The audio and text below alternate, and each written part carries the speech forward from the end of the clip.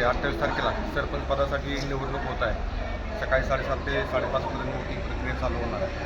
तर आज पूर्ण गावामध्ये आम्ही रूट मार्च घेतलेला आहे.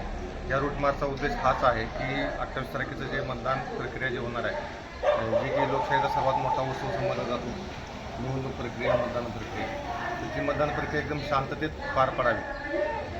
सदर प्रक्रिया पार पाडत असताना कुणीही कायद्याचं उल्लंघन करू नये किंवा ज्या काय सरकारने किंवा कायद्याने ज्या पद्धती किंवा अटी घालून दिलेल्या आहेत त्याचप्रमाणे व्हावं, त्यासाठी आज रूट मार्च घेण्यात आलेला आहे. सदरच्या रूट मार्चमध्ये माझे एकूण 3 अधिकारी आणि 21 जवान सामील झालेले आहेत.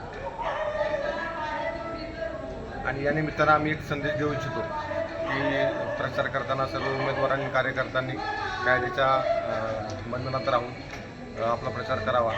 कोणत्याच्याही धार्मिक भावना, जातीय किंवा कुठल्याही भावना दुखावल्या जाऊ नये याची दक्षता घ्यावी.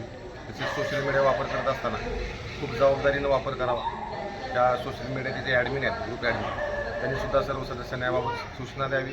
तसेच only admin can send message he setting आपापल्या ग्रुपमध्ये लावून घ्यावी आणि सर्व कायद्याचे पालन करावे, हाच आम्ही या अनुषंगाने संदेश देत आहोत. धन्यवाद.